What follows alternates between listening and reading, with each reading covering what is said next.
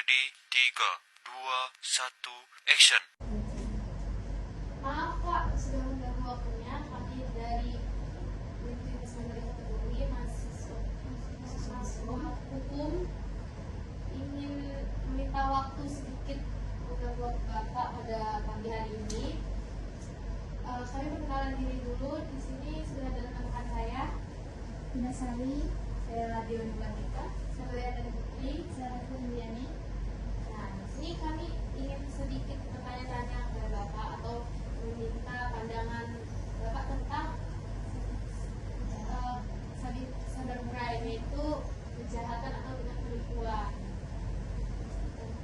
Nah, di Indonesia ini hukum cybercrime ini Pak diatur dalam undang-undang ITE. Nah, ITE itu kayak penipuan, pengambilan data, pencucian data juga kan Pak. Nah, saya tuh pengen tanya nih, kalau contoh dari penipuan tersebut, seumpama nih saya si A mendapat telepon sama si B karena mendapatkan undian, tapi si A ini harus memencet link, padahal kan kalau diatur jangan sembarangan mencet link tersebut gitu kan Pak.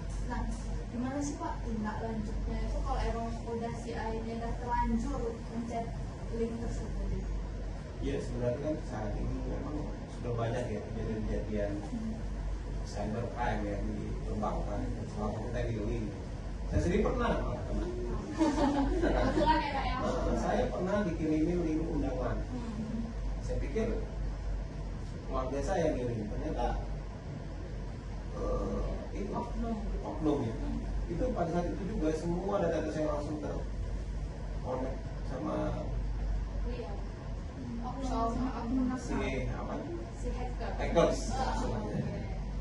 Jadi di saat ini memang banyak banget sindikat penipuan seperti itu ya. Salah satu dari itu link. Nah kalau sudah seperti itu, apa yang harus dilakukan? Ya minimal nanti nasabah atau yang kena link tersebut ya, kena tipu tersebut segera melapor ke bank. Minimal kami bisa memblokir rekeningnya untuk sementara. Nanti masih ada tindak lanjut untuk melacak gitu ya Pak ya? Bisa kita lacak, tapi tidak bisa untuk mengembalikannya. Oh gitu ya. Karena kalau mengembalikannya, kalau memang belum diambil ya mungkin masih bisa kita. Tapi kalau sudah diambil biasanya kayak gitu cepat. Pada saat sudah ditarik duitnya langsung dipidain. Jadi kami juga kadang nggak bisa lagi untuk blokir. Tapi untuk kedepannya kita bisa blokir biar dia nggak bisa mengulang lagi kejahatannya, itu bisa kita lakukan. Kayak gitu sih. Tapi memang lagi marah.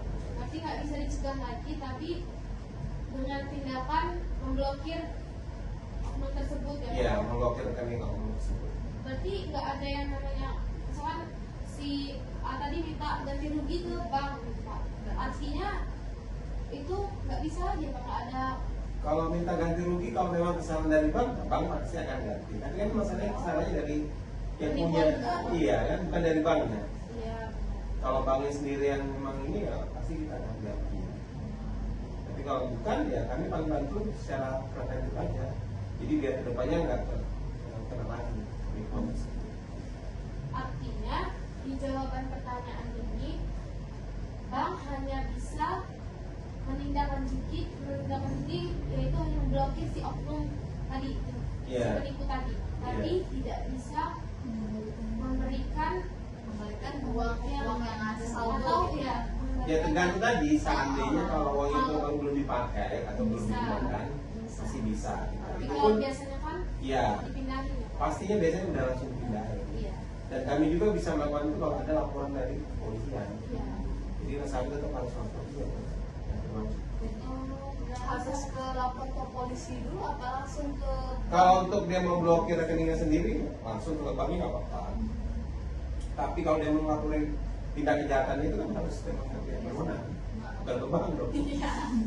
Harus ke polisi. Kalau pernah nggak sih Pak?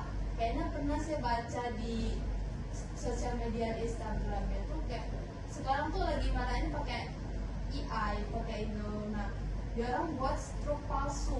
Itu pernah nggak sih waktu kejadian kayak gitu pakai stroke palsu itu maksudnya bagaimana gitu, untuk apa gitu?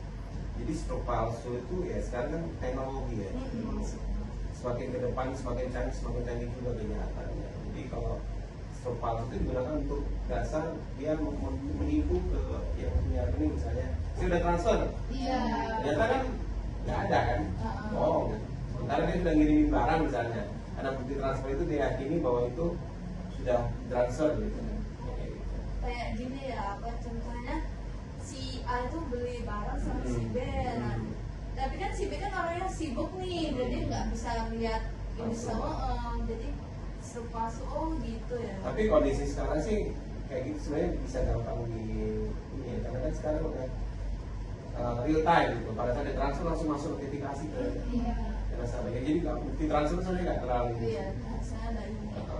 Harusnya nggak ini sih. Tapi kadang kan biasa orang kayak gitu. Iya. Udah lagi sibuk atau lagi gaptek atau apa. Mana bukti transfernya?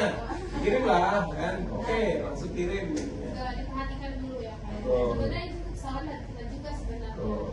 Tidak terlalu waspada. Iya, harusnya cross check lagi ya. Iya. Karena sekarang itu semua bisa diedit. Benar. Ya kan, orang udah meninggal aja bisa dihidupin. Iya, Iya, benar. kalau lagi stroke. Pintar-pintar kita lah Pak ya. Iya, betul. Menggunakan hal atau gimana? Atau ada lagi yang ditanya dari Mbak Tina? Dari Revi? Tapi kalau pandangan Bapak terhadap cybercrime yang Pak ya, Iya, betul. menggunakan hal atau gimana?